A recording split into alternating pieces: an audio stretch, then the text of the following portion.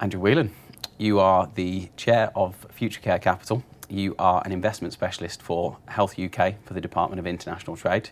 You are a judge for the HealthInvestor Awards. You're also a judge for the LaingBuisson Awards, and you're also actively involved in looking at becoming a care home operator yourself. Welcome to the Care Home Show. Nice to be here, thank you. Pleasure to have you here. So where did your interest in the health and social care sector, how did that all come about? I guess the short answer is I was kind of born into it. Mm-hmm. Both my parents are doctors. My brother is disabled. He's got cerebral palsy.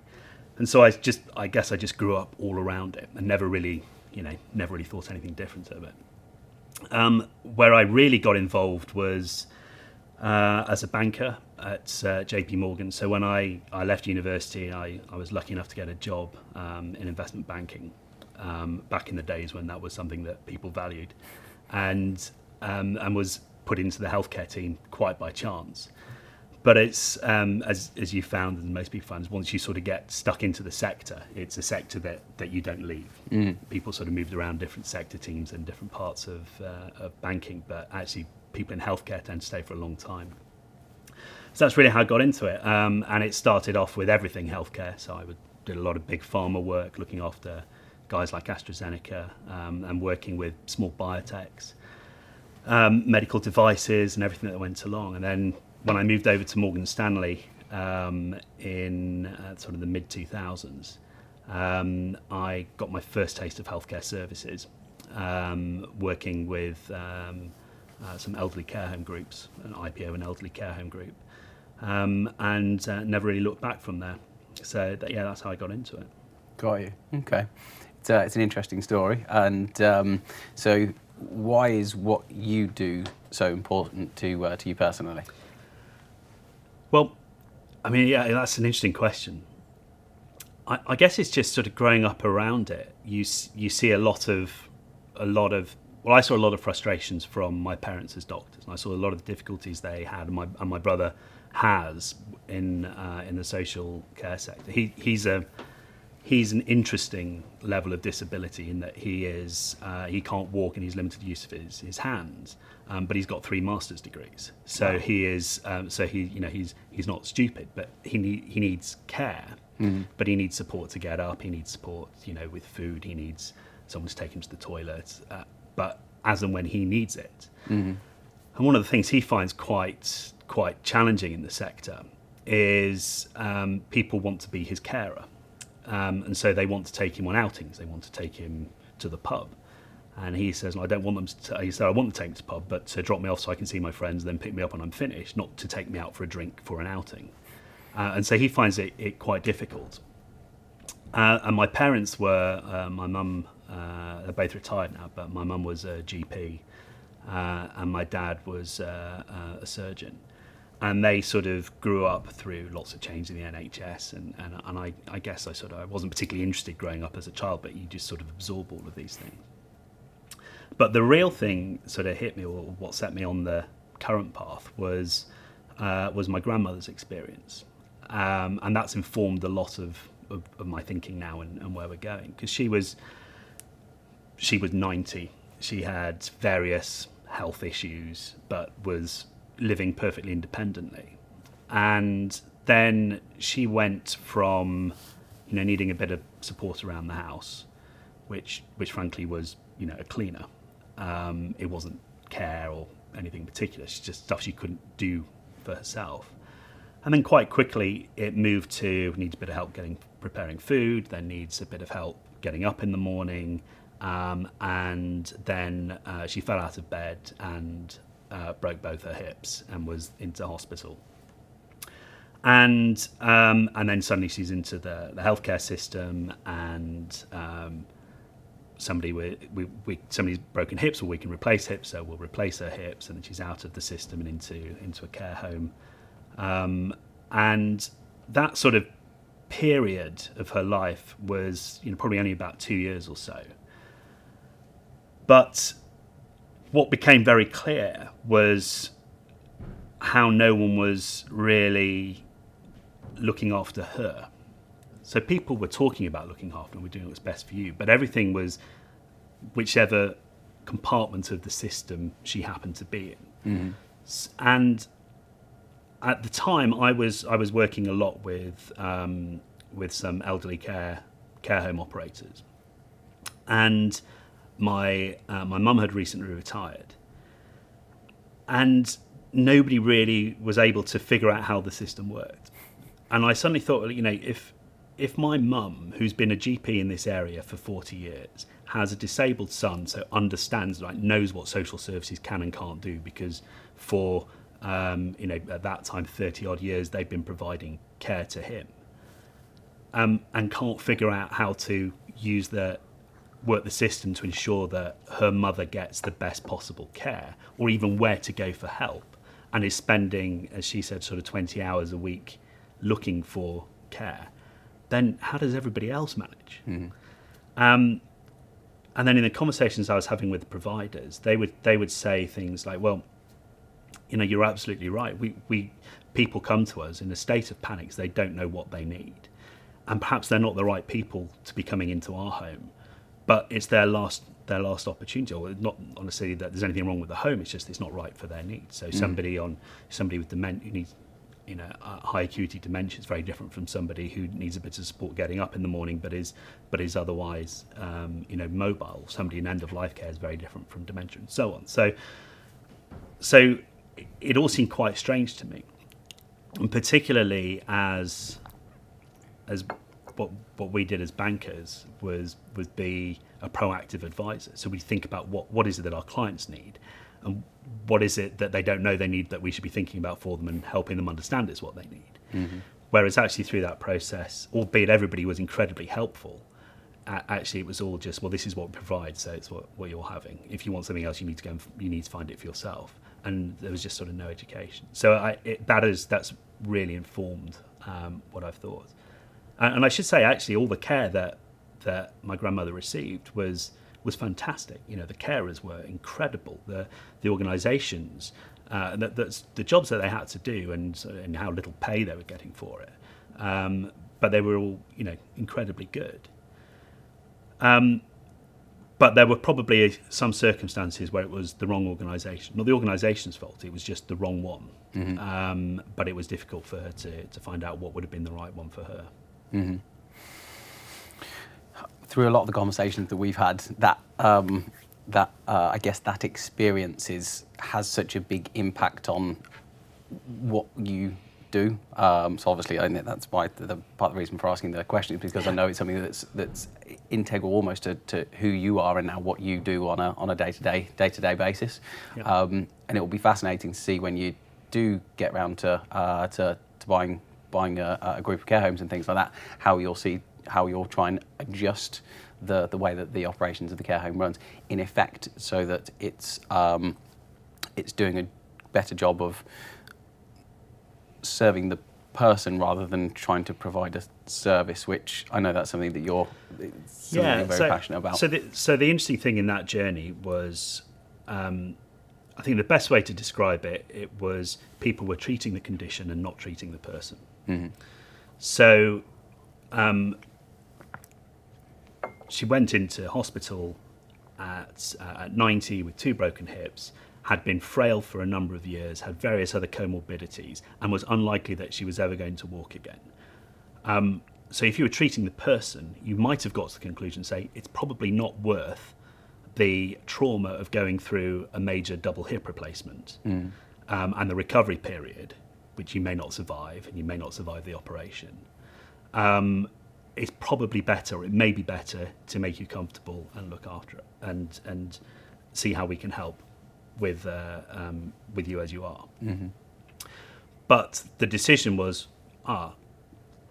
broken hips, we can do a hip replacement, we'll do the hip replacement. So that's the condition, we can treat the condition, we'll treat it, as opposed to, well, what does the person need? So I suppose it's very myopic, very, very specialist, which is, one of the things that has over the years has become more and more specialised, deeper into conditions, which is a good thing. But actually, when that's what you're focused on, you're very narrowly focused as opposed to seeing the whole picture. And I've had debates over over the years with people as to, well, so what do you do? Do you say, actually, we won't do any hip replacements for 90-year-olds? And the answer is, well, you can't say that either, because you may have some perfectly fit 90-year-olds who that's absolutely the right thing to do because they've got another 10 years of healthy living and walking and everything else. But there are others, like grandmother's case, where perhaps it wasn't the right thing. But those sort of decisions went in place. And as she went down, also in terms of just the help and support she got, as she went through the social care system, well, firstly, it became, it was the first time I really understood that these are two systems that operate in parallel, as opposed to being integrated, and also not particularly cohesively most of the time. And not cohesively. And again, it's it's very siloed, not just because of the way, because of who's providing it, who's responsible for it, who the budgets sit with, but also the fact that if it's a healthcare need, it is central government, it's paid for. Healthcare is free, but if it's a personal need, then you pay for it unless you don't have the money. And actually, it's, as I've looked at this more and more, you suddenly realise, well, actually, elderly care is only this is a place where the two systems converge, because throughout most of the rest of your life, they probably don't. So my brother is fit and healthy. He doesn't touch the NHS at all, except the same way you or I do. He gets ill with something and then he's fine. But he's permanently in the social care system, receiving support and allowances and so on to pay for his carers. But it was at that point where she had that hip replacement. She was medically fit for discharge, but clearly couldn't look after herself. And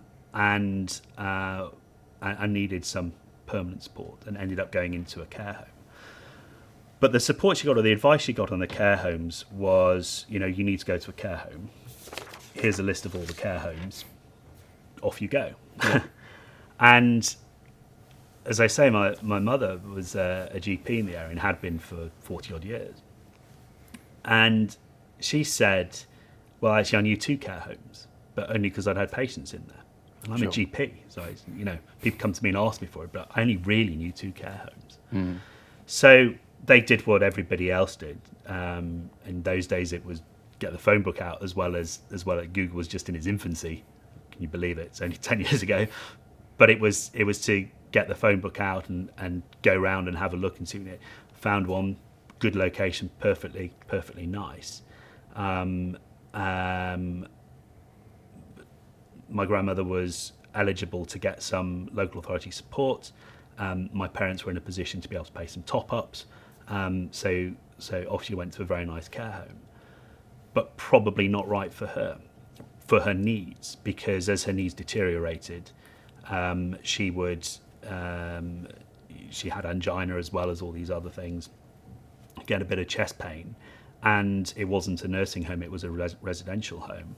So the protocol was that they'd call the ambulance. Out would come the ambulance, take her into hospital, and then she'd be sent back home. And that probably in the last, probably happened about half a dozen times in the last 6 months of her life, was that sort of ferrying to and from hospital. So that sort of idea of we're treating what we can treat, and we're operating in silos, and we're looking at this very much from a supply side, what we provide as opposed to the needs that are being met, and that's the way the sector's characterised. We talk about in the social care sector, we talk about home care and domiciliary care, live-in care, sheltered accommodation or housing with care, and residential care home, and everything in between those, as all being different markets. They're commissioned differently. They have different pricing models that are commissioned differently. They are regulated differently. They are, the reports that are put together by the market organisations look at them separately, and yet they're all meeting exactly the same needs of how do you help somebody to manage their activities of daily living. And the difference is, where is that? Is that in your own home? Is that in a home, your own home, but specifically designed to look after care, or is that in a care home? So it just feels the wrong way, that it is not a needs it's not a needs-led sector, it's not a demand-led sector, it's very much supply and provision, and it's all about treating the condition rather than treating the person. What, in your opinion, would need to happen to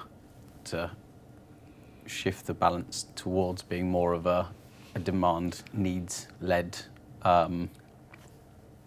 sector as a whole? What would be kind of the, not just the transformation, the whole transformation going from one to the other, but where should the sector start to make that a reality, do you think? That's a very good question, and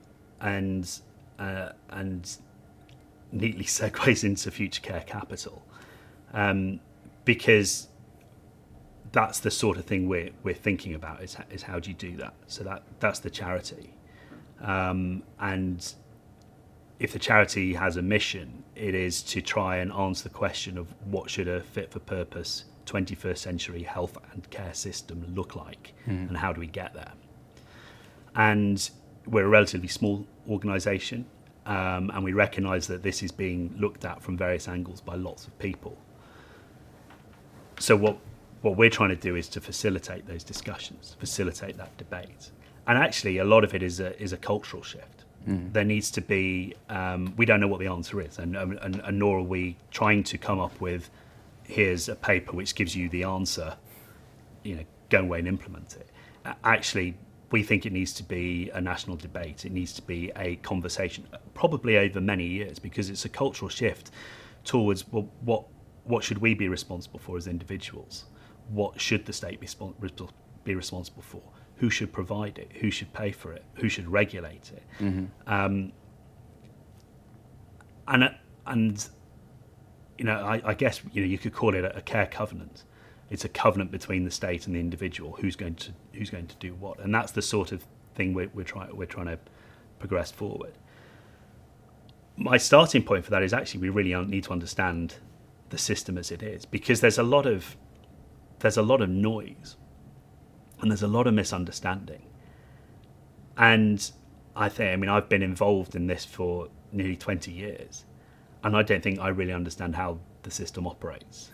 And that nearly 20 years plus a life of growing up with parents who operated within it. But I don't know when I should call my GP, when I should show up at A&E, when I should go to an urgent care centre, when I can treat myself at a pharmacist. I don't really understand, or I perhaps have a better understanding of what the role of a private hospital group is versus the role of an NHS hospital, and why they're different, and question should elective surgery be carried out, routine elective surgery be carried out in a major general hospital with a trauma centre, or should it be carried out off-site, potentially with private providers? These are the sorts of things that we need to debate, but the debate is always focused just on the NHS, and it's always focused on the money. So it's an easy political argument to make. We need to put more money in. And then the other party says, well, we'll put even more money in. And people say, save our NHS. It's an organisation we love. It's what we celebrate. I've heard it described as the closest Britain has to a national religion. And yet it, as an organisation, is not understood. One of the interesting things about my role in DIT is I get a lot of people coming from wanting to sell into the UK, sell their medical devices or their technology or whatever it is. And they come along and say, who do I need to speak to in the NHS to access this market of 70 million people? And you say, well, it doesn't really work like that. I said, what do you mean? Surely you can just introduce me to the leader of the NHS who can sign this contract, and I can suddenly sell my latest app or my latest technology into everybody. It's not understood. We don't even understand. we hear the debates about privatising the NHS. We don't understand that a significant proportion of provision of what we consider NHS provision or healthcare provision is private and has always been private. GPs have always been private providers. My mum was a partner in a practice. It was a private practice. They were contracted by the NHS and they had a contract to provide the services, but she wasn't an NHS employee. She was a partner in a practice. Same goes for dentists and pharmacists and opticians and various other parts. We also have co-pay models and have always had it. We co-pay for our dentistry, or we pay privately. We co-pay for our prescriptions. It's a fixed prescription charge, and the government picks up the rest. But these models exist within it. But it's just not really understood. So one of the first things that we're looking at Future Care Capital is, well, what does the system look like? And because my feeling is if you try to map it out or you tried to design it from scratch, you probably wouldn't end up with where we are today. So probably quite likely, all being told. Yeah, but then once you see that, you can see where some of the bits are that are perhaps not what you want them to be. But I'm certainly not for we need to just go and change everything for the sake of changing it. Actually, we need to really understand it, and we need to understand what it is. But more importantly, we need to step back and understand what it is we want it to be. And as I said, so far we've only talked NHS, but that ignores the fact that actually we have social care, and it's, as I say, it's a parallel system. It's means tested, it's eligibility tested. Back to, I suppose, a similar leitmotif is that we look at it the wrong way round. So we're all responsible for our own personal care, unless we don't have the funds, in which case the state or the local authority picks us up. And it happens that it's £23,250 is the threshold of assets and savings for social care. But we look at it the other way around. We look at it as the state pays for everything unless we have more than that amount. But it's not. It's we pay for everything unless we have less than that amount. And it's those subtle shifts that actually make a big difference. And it is not understood at all, as we saw at the last election, when that 23,250 was shifted up to 100,000, 4 times better than the current system. And it was called the dementia tax, and had a massive impact on the election. And that's why I think actually it needs to be something that is taught. It needs to be something that's understood. It needs to be something that's debated, and we need to understand. We need to, as a country, figure out what it is that we want. What do we expect, and then get our government to put it into place. But as I say, we can talk about the social care system. It's separate, and yet you get to elderly where it crosses over, and it can't possibly be separate, because my grandmother has a hip replacement. She needs to leave hospital. There's a waiting list in hospital. Her bed is needed. There is no medical reason for her to be there, but she's being cared for, waiting to shift into the other system to find a permanent place for her. A classic bed blocker. Now the other system wants to take her out, but they're dealing with emergencies, and she's safe, so she can be dealt with later. Because we know she's safe, and I've got this stack of people who aren't safe and I need to deal with yesterday. But they never get around to that. And actually then she's sat in bed, she's in an acute hospital ward rather than going through, rather than in a place like a care home where it can provide personal care, some physio, some occupational therapy and so on, and starts deteriorating. So then doesn't leave the hospital ward. So it's that's where it is, and there are many factors that go into that. We'd love it to be simple and say it's all about the budget, and if we just put more money into social care, it'll all be fixed, or if we put more into the NHS. But it isn't just the money. so the debate needs to move away from just the money. But it needs to be actually working together and not to try and make it happen. And what I've seen over the last few years is there are some places that do it, but it requires real effort because the system isn't actually set up to allow it to happen because it's two systems. Mm-hmm. And then they bridge the gap of the two systems by introducing the Better Care Fund, so you then had three systems. And my experience of that, first-hand experience of seeing how one local authority implemented it, seeing what they'd done to try and help people get out of hospital, was they put discharge managers of the hospital and the local authority social workers and the people who were going to assess and help them, placement agents, effectively, put them all in the same office, physically located in the hospital, so that they would then be able to work together and ensure a smooth transfer and make the case of the Better Care Fund or whatever it was. But the practicalities of the way it worked was that the hospital discharge sat on one side of the room, the local authority sat on the other side of the room, and they didn't talk to each other. And everybody was, well, this is my budget.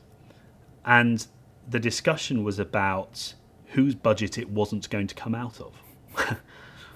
And so you had three budget holders, the CCG, the local authority, and the Better Care Fund, saying, well, it's not my budget, it's one of yours. And that's nobody's fault, because all the individuals in there were, I want to do the best for this person, but the system didn't allow them to do that. And the person who got lost in all of that was actually the person who needed the care. Mm.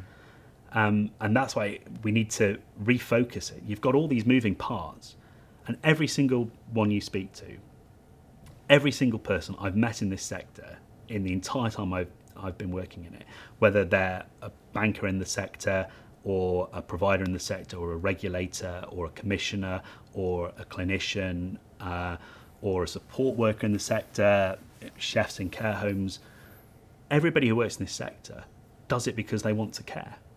That's the reason they're in here. But systemically, the system doesn't allow you to do that. It stops you focusing on the one person you should be focused on, which is the person who needs care. Mm. And so the ones who do it well are the ones who go against the system. I've seen, and quite rightly, they're all coming at it from different viewpoints. So they're all looking at the person differently, and they've all got a different thing. And there's too much people not working together but working adversarially. I'm a fan of adversarial working. I think it's good to stimulate the debate. I think it's good to allow you to test ideas and have them challenged and refine them. But everybody thinks they're the only ones who care, and the other people aren't. So you might have a commissioner saying, I've got to get this person the best money, but the provider's only interested in making money out of this. That's why they want more from it. You have a provider saying, I can't provide this care for this amount of money. The commissioners won't give me enough. And I've got the regulators on my back telling me what to do, and they've never done it. And the regulator's saying, I've got to ensure this person's safe. And I've got a provider who's trying to skimp because they're trying to make money. And I've got commissioners who aren't putting enough money into that work. And you've got all these people who, and actually their objective is exactly the same, is to ensure that the person receiving care gets the best possible care. So how do we make them work together? And that's the system that we need to be thinking about, debating and setting up and figuring out how that works. What's fascinating about that is the fact that the overall intent, as you say, is the same, but people are coming at it from a completely different perspective. And I think you're right. The only way to overcome that effectively is going to be to create an environment for effective discourse so that people can debate it and talk about it, and to try and at least find some way forward. Because at the moment it's like a sector-wide Mexican standoff, isn't it? And everyone's holding onto the budget, and they're so.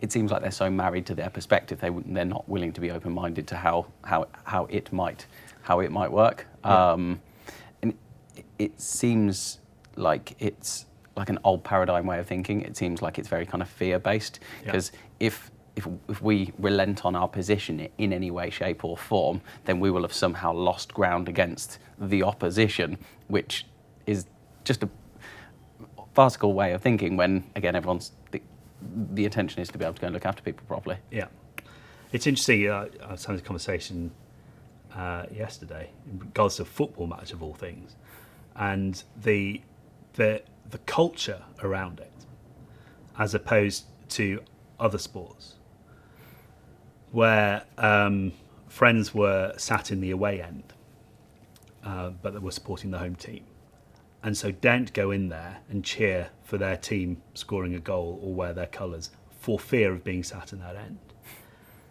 And I said that would not happen at a rugby game. It's just mixed. Yeah. And yet it's the same people who go to these sports, but it's a cultural thing where they culturally they view their opponent not as an opponent but as an enemy. And it's not your opponent; it's an opponent you're playing a game against. And at the end of the game, that's the end of it. But it becomes very sort of tribal, and that's a cultural thing. Whereas in other sports, you don't have that same sort of tribalness. It doesn't mean that people are any less passionate about the team they're supporting or about what they want to do, but it's culturally it's different. So it's actually a much bigger societal cultural change that we need to be looking at, not just a systemic change of what's interesting. I really enjoy watching football, and I really enjoy watching rugby. But you're absolutely right. I remember going out to Cardiff. I can't remember exactly what the game was, and I think it was Wales, Australia, or something like that.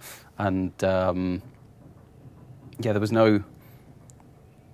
If anything, there was camaraderie amongst the supporters, and they all just wanted to go to the pub around the corner of each other, and maybe there was going to be a bit of banter and stuff like that. Yeah. But it was the tribe was the fact that they all loved rugby, rather than the us and them football rather type. Rather than we're Wales, we're Australia. Yeah. Exactly. Let's go and get the crap out of each other around the corner type thing, because that's just what we do. Absolutely. And it's it's fascinating, isn't it? How I've never thought of those two things compared relevant to the sector. But you're right. As a provider, the regulator isn't your opponent.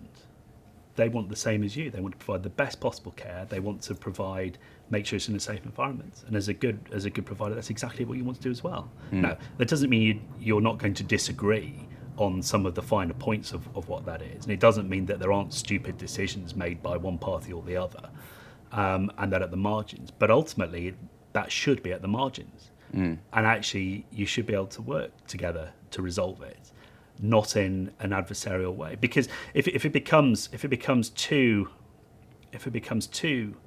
adversarial, then your immediate thing is to entrench and say, well, actually, it's more about winning the fight than it is about achieving what we're trying to achieve. So again, you lose sight of the person that matters, which is the person who needs care, which is basically all of us at some point in our lives. When we had this debate with the charities, who are our beneficiaries? So when we started off saying our beneficiaries are those in receipt of care. I said, well, actually, that's everybody at some point. So our beneficiaries is everybody. But you lose sight of that person who's receiving the care is the one you should be focused on, because you start being focused on how as a regulator am I going to win in my battle with the provider, or whatever it is, or how as the provider am I going to win in this battle with the regulator?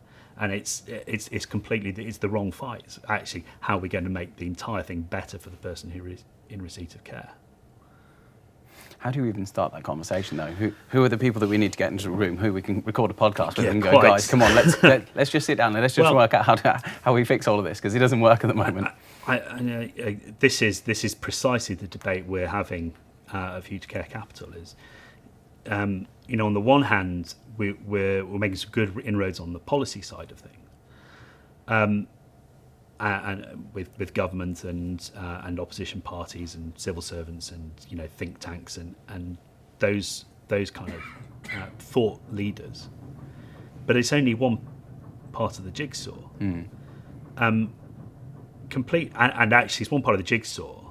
And I'm increasingly convinced that actually they're reactive, they're not proactive. They don't drive the debate, they react to it, and they will make the changes when there is a groundswell to push those changes through. You also have, in that policy area, I'd probably also include the regulators and so on. You also have the innovators and the investors. The providers, the people who are looking at new ways to do things, and as ever, necessity is the mother of all invention. So, actually, the less money they have, the better they are at looking for more efficient, more effective ways, introducing new technologies. Where do I invest in this? Can I manage? Can I manage my staff better and just provide a better service and reduce the cost? And so that's all going on at one level. And then so what is your policy? You've got the innovators and the money and the investors, and then it's it's the people who provide it. And bang in the middle of that, and they're all looking into the middle, is the person in receipt of care, and that's where the focus should be. And that's the bit that is often forgotten. Going back to my grandmother's thing, that was the bit that was forgotten. The battles were around who was going to pay for it, where should she go, what's the right care, and it wasn't about her. And her experience would be like so many. It's not one provider that provides all, and yet it's one provider that is commissioned, but they may not be able to provide all. There may be all sorts of other needs that she needs, that you probably need to buy in a bit of this and a bit of that and whatever else. It has to be bespoke. It should be bespoke. But we've moved from a one-size-fits-all to a now small, medium and large offering, but it's still not bespoke. It should be about the individual. It needs to be a bit from here, a bit from here, a bit from there, and putting all that together. And again, there are various ways that one might look at of how you do that.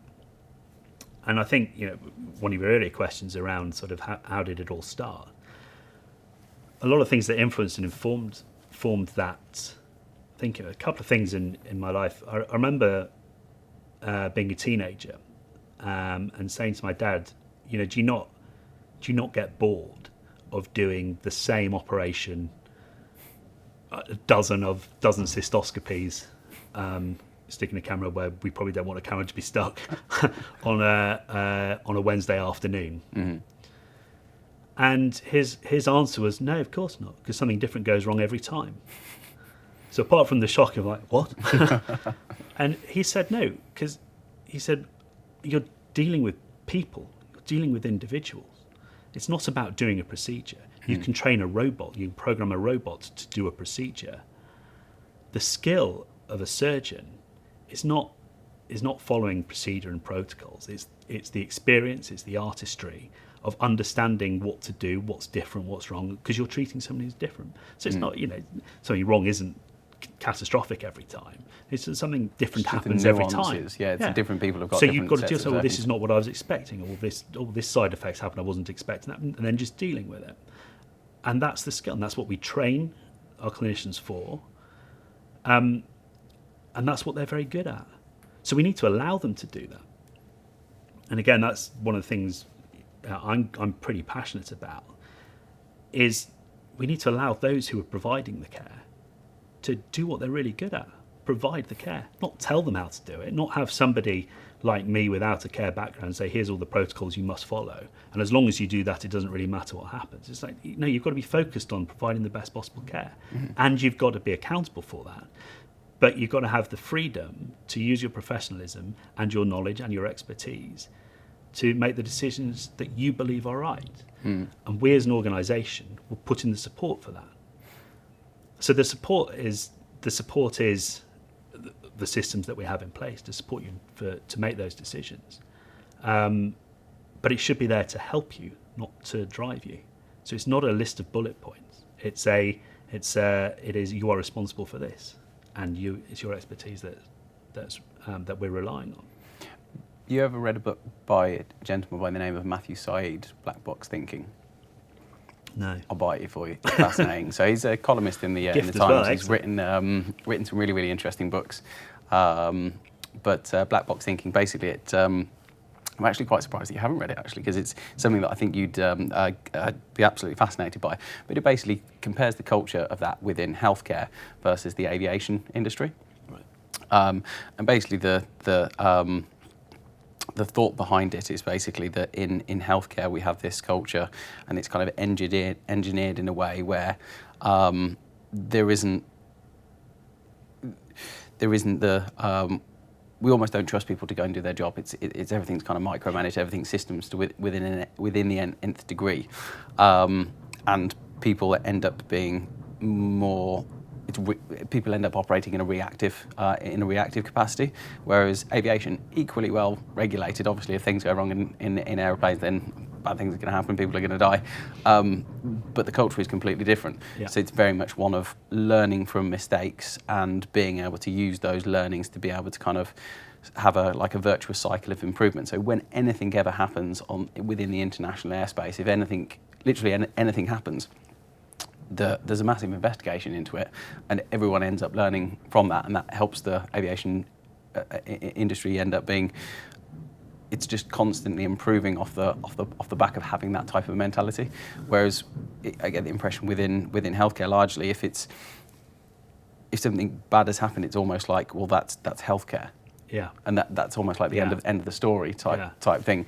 And it's frustrating because I think the coming back to your point, the people that the beneficiaries of the care, they end up, albeit they might have a perfectly good existence, their opportunity to experience the best possible life experience and their well-being is ultimately being compromised by not necessarily being in the right environment or receiving the right service. Yeah. I think a lot of it is societal and cultural. So it's not a change that you can go in and say, right, I'm going to reorganise the NHS and then everything will flow from that. That's the result. Probably not a major thing, but that's the result of a change in society that's moving in a direction, and that's how you catch up and implement it. It's interesting what you're saying about the aircraft. A pilot friend said you go into a cockpit and all the dials and the knobs and the switch and everything, every single one of those is the result of a previous catastrophe. Yeah. And I had a conversation not that long ago with a former clinician who had walked out and had gone into finance. And so I, asked why did you leave? Why did you leave it? And he said, because I was being told what to do by somebody who had no qualifications and was following a protocol. And the example he gave was he was working in A&E, and somebody came in from a road traffic accident and needed immediate attention, and a non-clinician came down, I'm sure he was building this up for effect, but came down with a clipboard and said, this little girl's been waiting in A&E for 3 hours 59 minutes with the splinter in her finger. You need to take it out so we can meet our 4-hour target. And he said, well, would you prefer that I leave this person to die while I take out the splinter? Which one do you want me to do? And the non-clinician said, that's your decision. And he said, I was in trouble either way. Yeah, you're never going to win. And he said, it's not a decision, is it? Oh no, of course, in the set of circumstances, but that doesn't mean that the system's not engineered in a way to incentivise you to make that type of a decision. So that's what he did. He was, he was a surgeon, therefore had the surgeon mentality of 2 fingers up at you, I'm going to do my job.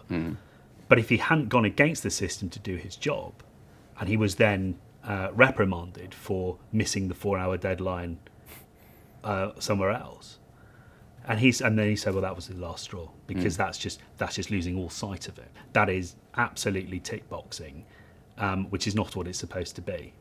When you've got somebody who's, I think you mentioned earlier, the people that enter into healthcare, they enter into it and they stay there because they're impassioned by that, and it becomes them.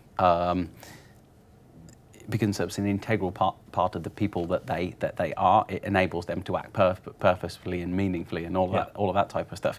You go and take that purpose away from that person, and they're going to be left feeling horrendous, because that's part of their moral compass. It's the job satisfaction. Yeah, it's the payoff. It's like the emotional payoff of doing that role. Yeah, we're going to get paid whatever we get paid to cover the bills and stuff like that. But to be able to go and deliver the result for the patient or the resident, whoever it is that's kind of within the healthcare sector as a whole, doing what they're doing, they're doing it because they love it. But where's the job satisfaction? Where's the why would someone become a doctor? I toyed with the idea when I was growing up and was advised by my parents not to do it, because they said it'll be very different from their generation, because because there's much just the way the system was changing at the time, and you will lose that job satisfaction. So you shift from, as they had it, the consultant, you are the king of all you survey, which this is not necessarily the right thing either, but you're responsible for the patient. You're responsible for them. They're your patients. It's your name against them, and you've got to make all of those decisions on behalf of that patient. But your job satisfaction is you see them from start to finish, and you see them get better. And you see them not only get better, but actually when you make a mistake, you learn massively from that mistake, and you'll never do that again. But things have shifted to a massive risk averseness. So cultural risk averseness, not individuals, but culturally, where it's all about protecting yourself as opposed to being allowed to make those mistakes. So mistakes don't happen, so people don't learn. Looked after, thrown into the deep end. But also because it's now teams of people and handsovers, and the responsibility doesn't reside within an individual. It resides within an institution or a body or various bodies. That you don't have the same job satisfaction. So you may treat a patient and then you may never see them again. So you've no idea. Well, we'll have the same experience if you go to the GP. You don't see the same GP. They're doing their best from the notes from what they had before, but they didn't see you before. So you get asked, as a patient's experience, you get asked the same questions like, well, I've already been through this with 3 previous appointments. So frustrated. As a GP, you say, well, I've got to go through this list because I didn't take these from you, but I need to make sure we've not missed something because now I'm dealing with you. But they then make their intervention, make their prescription or whatever it is that they do, and then they never hear of what happened again. So how do they know whether it works? Where's the job satisfaction? Really Where's the narrow learning? view of kind of what's going on. It's that treating the condition again as opposed to treating the individual or treating the person. Step away from the kind of broader conversation that we're having at the moment, but I'd be interested to find out, okay, so the work that you're doing with the Department of International Trade with Health UK, what does that, UK Health, no, Health UK, got it right. Yeah. I know I got it wrong. I got it wrong beforehand and I second-guessed myself a little bit there. Tell me a little bit about that in the context of what we're talking about at the moment. Yeah, so I mean that's an interesting one. So Department of International Trade is a relatively new department as it is set up predominantly to deal with trade policy and to negotiate trade deals, particularly in a sort of post-Brexit world. Healthcare UK within that is an even more interesting organisation, or quite unique organisation, because it's a joint venture with Department for Health and Social Care, Department for International Trade, and NHS England. And it was originally set up to support the export of NHS services. So this is we have some of the best cancer care, for example, or this hospital is a cancer specialist, or this hospital is a child specialist. And that's hugely valuable and hugely desirable for other countries who want to learn what we do so that they can do it in their own countries. I forget which reorganisation allowed individual hospitals and trusts to basically generate extra money by selling those services abroad. I mean, selling the services is often training and education as opposed to putting, setting up. But it may be setting up. You take a brand name hospital and you go and establish it abroad. So that was originally what it was set up to do. The flip side, or the other side of the coin within Department of International Trade is imports or investments into the UK. And typically, other sector teams would focus on, let's say, car manufacturers. So, have a Japanese car manufacturer. You want them to come and set up their manufacturing plants in the UK, rather than go to Germany. It creates jobs, it's good for the economy, so on and so forth. That's what the department does.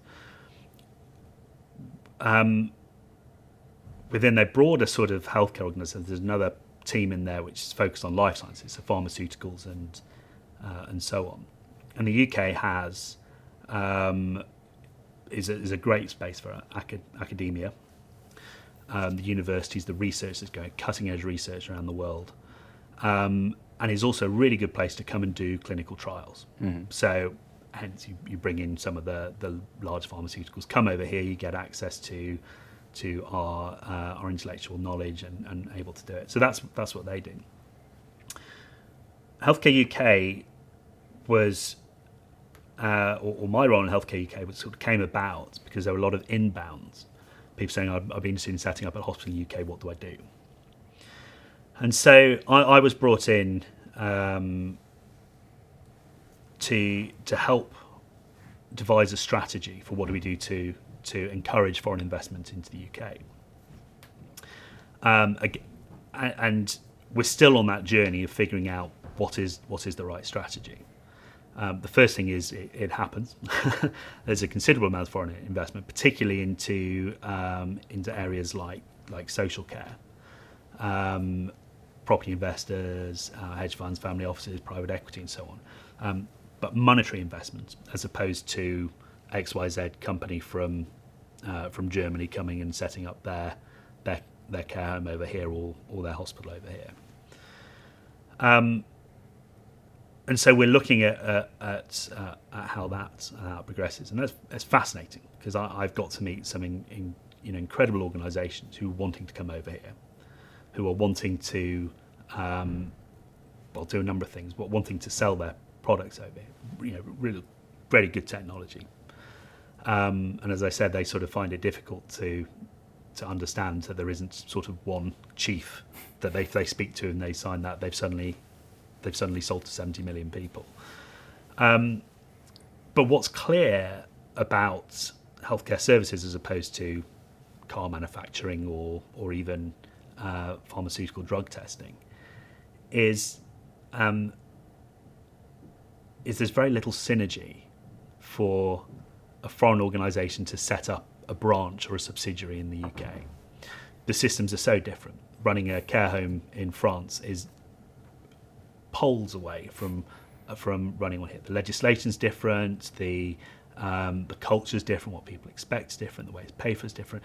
So there's very little synergies in actually establishing a business. Now, where there may be synergies is in the types of care that people are providing, the models of care, and that is absolutely worth looking around the world and saying, well, where are the best models of care? And then how do we proactively encourage them to come to the UK or encourage them to teach people in the UK? And that's kind of where we're heading with the strategy. Where I think the government can add value. There's very little value for us to be added by just doing sort of transactional stuff. But strategically, there's a lot of value for Healthcare UK and Department for International Trade to be able to say, what is the need in the next 10, 20 years? The long-term need, medium to long-term need in the UK. What models of care do we need? Where are the gaps that we don't have the best provision in the world? And where is the best provision in the world? Who does this the best? How do we, if we do have it, how can we actually generate value and money from that for UK PLC by exporting those services? And if we don't have it, how can we encourage these people to come into the UK and make sure we're getting the best possible care? And I think I think there's huge amounts of value that we could add by doing that, and that's actually a very sensible role that the department can take in doing that. But as I say, we're still sort of working down that strategic route and seeing whether there is an opportunity to do that or not. But in the meantime, there is a considerable financial investment and flow of capital, which does the same thing as setting up your facility over here. they come, they invest in the operators, they invest in the technology.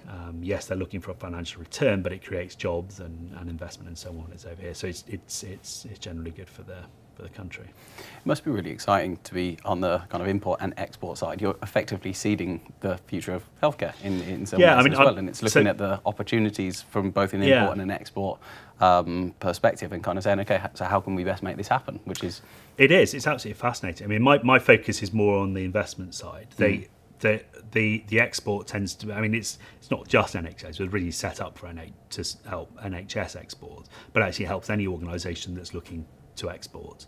And I have a little bit less to do with that. That tends to be very country focused. But there are the UK has posts, consulates or embassies called posts, where with trade officials all over the world, whose job is to find opportunities where UK can export their wares. And clearly, our knowledge in healthcare and healthcare system is a hugely valuable asset that we should be and are able to generate income from for trusts and for organisations to support the economy as a whole. It's fascinating. So, I've always thought of you as somebody as next to being a friend and somebody great to go for a beer with. You've been kind of a font of all knowledge for me, because you've taught me so much about the sector. So we've got the Future Care Capital that obviously think an awful lot about you. We've got the Department of International Trade as well. In Health UK, they obviously really respect your opinion, and so would it appear the awards for the sector as well. You wouldn't be one of the judges for both the HealthInvestor Awards and LaingBuisson if people didn't think, you know what, Andrew Whelan, he knows what he's going on about. So how did both of those judging positions both come about for you? Yeah, that's an interesting one as well. I think it's you end up spending quite a lot of time around the sector, and you just become a familiar face. and so I knew Vernon at HealthInvestor, and I knew Henry. I've known Henry for a long time at LaingBuisson. Because Henry was at Jefferies as an investment banker. He was at UBS when I first knew him. Oh, right, okay. And was a healthcare banker. And it sort of came through there. And I think it's partially someone who had the time to be able to go into it. I mean, that's there's it's now all online, but actually used to come in lever arch files. Get your big box of they used to be delivered to home, and I'd struggle down to a coffee shop for 3 days to go through them. But it's actually a great privilege to do that, and also from a personal perspective, you get to see and hear about all sorts of organisations and the things that they are doing to improve the quality of care and improve the services that they deliver. And it is. I mean, I joke about the amount of work it is to do, but actually it's a great opportunity to see and hear what everybody's doing. It's absolutely fascinating. I had the pleasure of being one of the judges for the Care Home Awards earlier this year, and just being able to see what's happening at the cutting edge. Yeah. At the kind of the winner's end of the spectrum was fascinating, because Yeah. some of it's reinforcing, right, okay, so that's clearly good, because I've seen that being working out well elsewhere, but then seeing something new and seeing something innovative and thinking, okay, well, hopefully in a couple of years' time that's just what everyone's going to be doing. Yeah. But Yeah. I guess it's the same.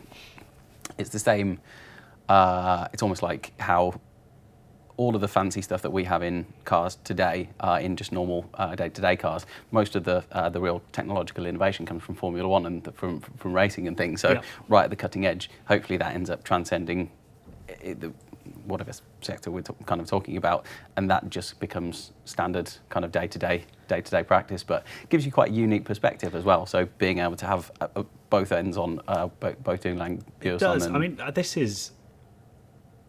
mean, it's difficult to say because I've never worked in any other sector, but I think this has to be one of the friendliest sectors that people want to help other people to achieve what they want to do.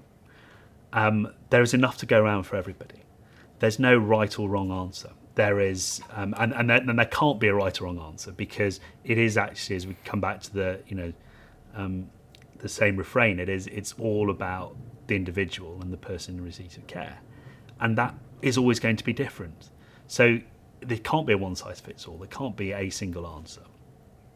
So there's enough for everybody, and everybody wants to help other people to support what it is, because it just helps the whole sector grow. And there's huge innovation, and everybody enjoys showing it off. Come and see what I'm doing in my care home. And you say, well, that's great. And it doesn't matter that you're a competitor, or that you say, well, I'll take some of those notes. That's brilliant. We're going to do exactly the same, because that helps the sector. And it may be that that's every other sector, but my impression of other sectors is actually they're very closely guarded on the things that they do, and that's their unique selling point, is their trade secrets. But this seems to be very open and very friendly, and everybody's very, very helpful. And that doesn't matter whether it's a professional service provider who is equally as passionate about making sure they're working with good providers, providing good care, and will extol your virtues if you are that sort of person, or you're a provider, or indeed commissioner, or a regulator. Everybody wants to see the best. Where we fall in danger is we find someone who does it well and say this is the best model, so it's what everybody has to do, and forgetting that it is again, it's all back to, it's got to be about the individual. When I first left banking and started on this, I was looking at it as an independent advisor. So the thought was that we would sit between the providers, and we'd sit between those who needed care, and we'd act as an advocate for those who needed care and help them package their own provision. And I still think, by the way, that is a good idea, but the market is very nascent and growing. But I looked at trying to come up with like a hotel rating or a Michelin star rating, so that we could objectively say this is a good provider, this is a not so good provider, and very quickly got to the conclusion that it's the wrong question. You can't possibly do that. It is this may not be the right provider for you, but it doesn't mean they're not good. It's just they're not right for you. And this might be the right for you, but it may need a little bit of tweaking, and you may need this bit from somebody else and this bit from here, or only half of what they provide. So it has to be that bespoke package. So you can't sort of have a Michelin guide. You can't have a hotel star rating, because it gives the wrong impression. People will always say, well, I want as in hospitality, if you have a Michelin star and you lose it, that's the end of your business. But people always look at this and say, well, I always want, got to go for the 5-star care home or whatever it is. But that may not be relevant for them. May not be right. Or it may be that the 5-star is on the hotel and the hospitality side of the service, whereas actually the important bit is the care, and it's not necessarily the size of your ensuite or the number of cafes and cinemas in there. If you're bedridden, end of life, and you can't use the facilities anyway, actually what's important is the care you're receiving. And that's again where we need to look at it differently and focus on that. So it's a fascinating sector. So having accumulated all this knowledge and experience over all this period of time, and knowing that you will get to a point where you will be the owner of a care home group, what are you going to do to make it fulfill at some point? But as my friends and family say, I'll be in it before I get there. So well, hopefully that's not the case. We'll hopefully that it will be something that will come together for you, because I know it's something that's important for you. But what does that look like for you to be able to make some of the positive changes that you'd like to see in the world from a sector perspective, so that hopefully you can lead the way and people can say, actually, you know what, Andrew's portfolio, that's a group that's doing all this special stuff. We need to try and emulate some of that success. Yeah, so I mean, I'm looking at it, coming at this from everything comes together. Your knowledge isn't compartmentalized. It is what it is, and it's based on your own experience, and it's based on what you've learned, and it's based on other people's experiences as well. So I'd say the work I'm doing at the sort of the Future Care Capital, or the organisation that I set up and that they're focused on, is very much that high level view. But it should create a virtuous circle, because that will inform what's the cutting edge of policy, and where the world is moving will inform what one does at the coalface. Mm.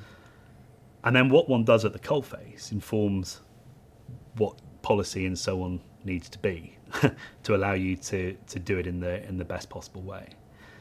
So hopefully, actually, the whole knowledge area should be a virtuous circle. But my personal feelings around this is that it isn't a care home group. It is a care group, and that the services we provide are based on very local market dynamics. So, what is needed locally? What is the demand? And where are the gaps in the provision? So, if there's a high incidence of dementia, but everybody's got a dementia home, but nobody is catering for end of life, then actually that may be the area to focus on. But all of that will depend on very local knowledge and having a presence on the ground. But from the demand side of things, we want to be the one-stop shop. So the kind of place that you come to say, help, my mother or my relative needs some support. And we will help you understand what you need, help you understand what you're entitled to, how to fund it, where to fund it, all the other ancillary bits and pieces that go around that journey, and help find the best possible providers, plural, who can give you all the bits that you need, put together a package. Now, some of that may be our provision, but some of it may be bought in from others or partnerships, so that we become that local hub. And again, I think it creates a virtuous circle to give the critical mass in a local area, which allows you to have potentially some synergies of your own staff can move around sites. So you have your own in-house agency, for example, as well as some logistics and purchasing synergies locally. Have a bigger presence and relationships with not just the local commissioners and the local regulators, but also the key opinion leaders, community groups, and so on, and GPs. And I think that sort of hub and bringing in all the services then allows us to see, well, where is the demand and where are the gaps that we should be developing services to meet those demands. And that's where it then falls back into the bigger circle of, well, actually that should inform policy, and that should inform, well, where do we go around the world, where can we learn this, because there's no point in reinventing the wheel when someone's doing it really, really well. Where are the best models for particular kind of dementia care? How can we bring those in? How can we work together with universities to research and develop these models of care for ourselves, so that we're doing a number of things, so that we're able to provide the best possible care to everybody who needs it, but we're able to provide a working environment that people will want to come into work. So employees want to come, and create a career path for people to learn and to develop. I mean, it's a hobby horse we haven't really touched on, but it's a hugely undervalued sector that everybody enters because they have a passion for it. Because if you're coming into the sector at the lowest rung on living wage, your options are go and work at Tesco's or McDonald's for the same living wage, and they provide a fast track career path for you to be managing the store in 2 or 3 years. Again, some people do it. Some organisations have these things. I've seen some very good things that people do in investing in training development and so on. But as a sector, there's very little consistency. And so again, one of the things we want to do is actually we want to get these good people. We want to invest in them. We want to make sure that they develop with them and they have the autonomy. But with autonomy comes responsibility. But they have the autonomy and responsibility to put to work everything they've learned to get job satisfaction and to be able to develop new models that we can then expand across the group. So that's the plan with that. You speak a very similar language to Adam Hutchinson, who obviously I introduced you to the other day. You both have a really, really similar view around that kind of, to call it a hub and spoke model, I think would be the wrong description because that makes it sound kind of almost too linear in a way, but it's the care home within the local community is the point of call, and that should be able to be where people begin to access the service that they need as an individual, and that can be again plugging in the provisions, whatever. That's right, and I think, as I say, it's not limited to being a care home. I think a care home is a place to start because it has a physical presence and it is an understood model, and it is asset backed, and the financiers like that. But that doesn't preclude you from actually some of the services being provided being domiciliary care, or some of the services being provided being, what used to be Meals on Wheels. There are all sorts of things one could do in areas, but you may not provide it everywhere. So you may not, what you do in Newcastle may be different from what you do in Nottingham. So you may have a domiciliary piece in Nottingham, but not in Newcastle, because there's already good ones out there that you're able to contract with. But it all comes down to making sure that the person who requires care gets the care that they need. That's the most important thing. If you get that right, then everything else should fall into place. You create these virtuous circles rather than vicious circles. But it is, I think, as I say, I think there's a huge opportunity and a way of doing that and becoming that local provider that people trust. I mean, it's interesting, the reputation that care sector has and care homes have. If we went out onto the street and asked anybody, what do you think of a care home? They would say, people get abused. It's I wouldn't put my worst enemy into one of those places. What do you think of a hospice? One of the best parts of the community. They do such wonderful work for people. So what do you think happens in an end-of-life care home with palliative care compared to a hospice? And the difference is often just a structural one. One might be set up as a charity, the other might be set up as a for-profit company, but it might also be set up as a charity. But the connotation of a care home is negative, whereas a hospice is positive. So how do we change those connotations so that care is seen for what it is, which is not negative? Because if you've been around to plenty of care providers, you've met plenty of people in the sector. Whenever we see these news things, which are easy to find instances which are horrific, but when you're telling an individual story, it is easy to see that. Everybody in this sector is bored by it and does everything they possibly can to ensure that doesn't happen, both structurally and individually. But again, perhaps a lot of it is cultural, as opposed to putting in the policies and procedures and structures and bureaucracy around it. But the sector is hugely valuable and hugely caring, and that's the bit that we actually need to do much better our own PR about.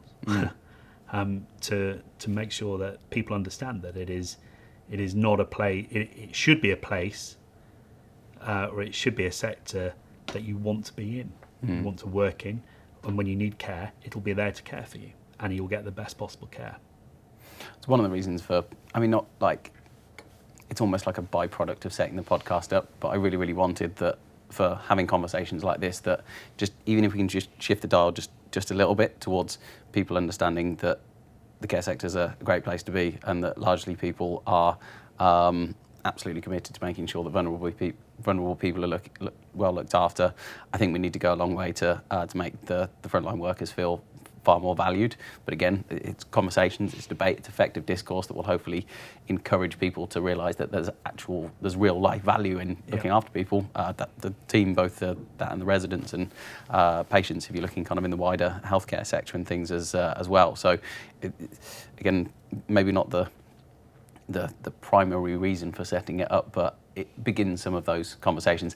And I do have a sneaking suspicion that the last two things that you mentioned around the let's say the workforce and then the perception of care as a podcast in itself. We could probably sit there and spend an hour or two just discussing those particular points. From a piece of research that Future Care Capital is looking at, and actually some work I did with DIT, the care force, if you like, the informal care force, so the people who are looking after their friends and family with no training, with no background, is considerable. So the demand for care, and I'm trying to get these statistics right, and I think they're National Audit Office statistics or something similar. The demand for care is somewhere between 90 and 100 and 130 billion pounds a year. The demand for care. 60 to 90 billion of that is provided by people who are not paid for, with the remainder being what is commissioned by local authorities through care providers. So the vast majority, put into context, 120, 130 billion is the NHS budget. The majority of that is provided for by people like you and I looking after our mothers who require support. And we probably don't even consider ourselves to be carers. We're just helping our mum. Yeah. And yet we have no support. We may massively impact our lives personally. And again, a personal example of a very good friend of mine, his mum's diagnosed with dementia recently, and it's a recent diagnosis, but a long time coming, and very little support along that way. And the strain on him personally, feeling the moral obligation he had to look after whilst looking after two young children, and holding down a full-time job and everything else that goes on in the life of someone in their early 40s, was huge. But when it was diagnosed and she started getting support, I saw him about a month apart, at a point where he was at a breaking point, to a point where he was back to his usual self, because suddenly she got the support, the system rallied around her, she got what she needed, and it was like a huge weight had just been lifted off his shoulders. So it works, it does work. And that could have happened sooner if he'd known what to do, or where to go, or where to ask for help. But from a consumer's perspective, it's an absolute minefield. But it's an absolute minefield. He didn't know. And even though he's one of my best friends, and you can advise him in the best way that you can. He still didn't, he internalised it and didn't want to go, everything's fine, everything fine, don't worry, it's all under control. He didn't want to confide or internalise or talk to me or other people about it. He somehow felt embarrassed, although we would think his friends would think something less of him, that he wasn't able to cope. But it's not a unique story. That's what the research found is people. And so actually one of the biggest things that happens is it massively impacts the carers' mental health, and not just mental health, but physical health, their ability to hold down jobs, to earn income, and it's a huge societal impact. That probably is. I'm thinking about kind of all the different kind of impacts that might have. That probably has a massive impact on the economy as well. Yeah. Because the more time that people are spending in in that kind of unprofessional, unprofessional kind of care environment type thing. That's headspace, time, contribution and stuff like that. I'm sure that somebody's quantified that. So the figures I gave you don't take that into account at all. They are the reason for the range is the 60 to 90 billion that is informal care that's provided. Is 90 billion is the estimate if everything that was needed was commissioned at the market rate for commissioning it. Sure. And 60 is the estimate if you only commissioned what local authorities tend to commission, so eligible needs that local authorities tend to commission. Right, okay, yeah. But it's still £60 billion. And as you say, that doesn't take into account the fact that, well, what if you have to give up your job, or you have to go part-time? Which does happen a lot. Which happens a lot. How do you fit it around your own family, your young children? You know, the sandwich generation, as people talk about it. You suddenly got. I mean, my parents are both in their 70s. I don't have children, so when they're mid-80s and they're at the point where they may start needing care, my children, if I have any, and we're lucky enough to have any, will be under 10. So there will be two ends of the spectrum that require care. You'll be 50 years old and under an immense amount of pressure, given the amount of stuff that you're involved in. Yeah, exactly. Yeah, but that plays out in so many different people's lives around the country. And the way we live our lives is they don't live next door. They live 4 hours away at the other side of the country. My sister then lives another 6 hours further north from there. My brother lives 3 hours in the other direction. So it's not that, you know, we're not living in communities the way that people lived in communities 100 years ago, where you lived in the town and everybody looked after. The world has changed, and that's part of the circling right back to the start. For what should a fit for purpose health and care system look like? We've got to take into account that the way we live our lives, the way we want to live our lives, the technology, the advances, and so on have changed massively. We don't. My parents' generation wanted a job for life. They wanted to work 40 years and retire from that job that they'd worked in. This generation, we don't want to do that. We want change. We want to be promoted. We want to move things. Yeah, I started a career as a banker. I spent a lot of that career working in pharmaceutical biotech. I moved to healthcare services. I left that and now doing all sorts of other things. And who knows what I will be doing in 20 years' time.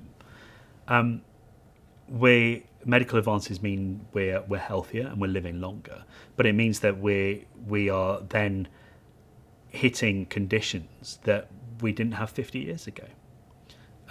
When the NHS was set up, people died in their 60s from infection.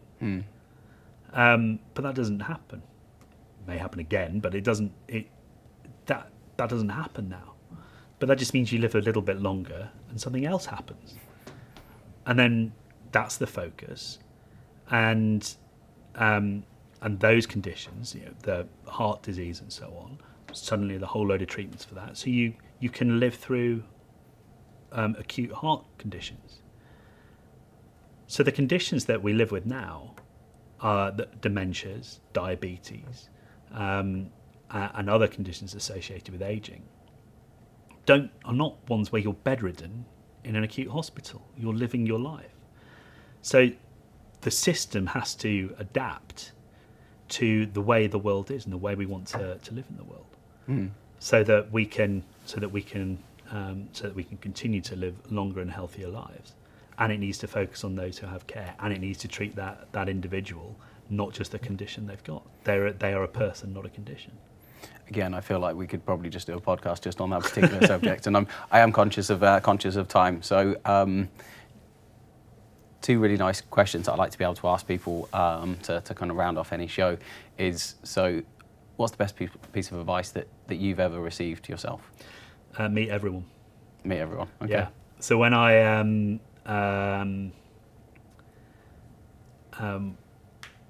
first left, a couple of people told me this actually. Colleagues from banking and colleagues who were in the sector. They said, go out and meet everybody, because you don't know where a conversation will lead. You don't know what will happen. But the more you talk to people about your thoughts and the ideas, the more it'll crystallize it in your own mind. And you'll be surprised where the best piece of advice and idea to shape that comes from. And you couldn't possibly go out looking for it. Sure. And this sector, as I say, is really, really good because people will take a coffee with you. They will tell you what they think and they will help you. And if that help is, you should go and meet this person, I'll set you up and introduce you and so on. And it expands very, very quickly. But it is, meet everyone. It's, drink a lot of coffee. There's probably save those problems for later, but meet everyone. I tend to agree with that. I mean, obviously, we had a relatively chance kind of meeting on LinkedIn as such. I was interested in what you were up to in the world, and we've become friends off the back of it. So, I mean, I think that's a testament to the fact that you and me ended up being pals. But I hold a very similar philosophy in the fact that I spend huge amounts of time meeting people that some of them are they a worthwhile person to speak to at the time, given what's going on at the moment? Maybe not. But there have been people who I've had it before where I've had somebody that I've met over a year ago that's rang me up and said, "Oh, Simon, I think I've met somebody that you might be interested to speak to about this particular project," and we've ended up winning business off it. And I can remember the conversation, but I mean, it's one of many conversations maybe a year ago, and it's been our latest greatest client, which we've ended up working with on a consistent basis. And similarly, we've ended up with collaborations and partnerships. And the producer for this podcast, I met him again in a chance set of circumstances probably 4, maybe 5 years ago, and we talked about doing a video podcast with the care sector, and here we are. So I'd advocate that particular piece of advice. Actually, I think it's a good one. On the other point of that is nothing ever goes to plan, and always takes longer than you think.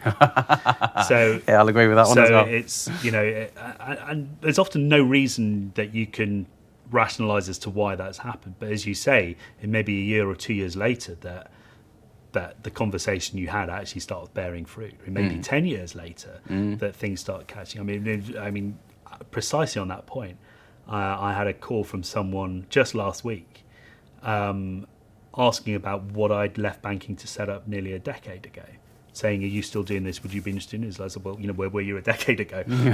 but now it's sort of it's kind of something that's manifesting and turning into manifesting something. and catching up. Yeah. Okay, interesting.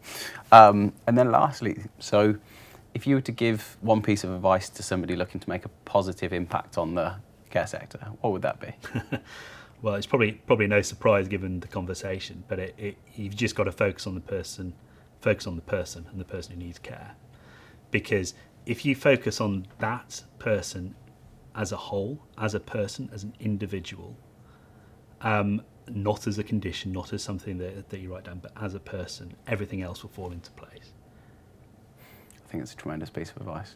Andrew Whelan, it's been an absolute pleasure. Thank you so very much. Thanks for having me.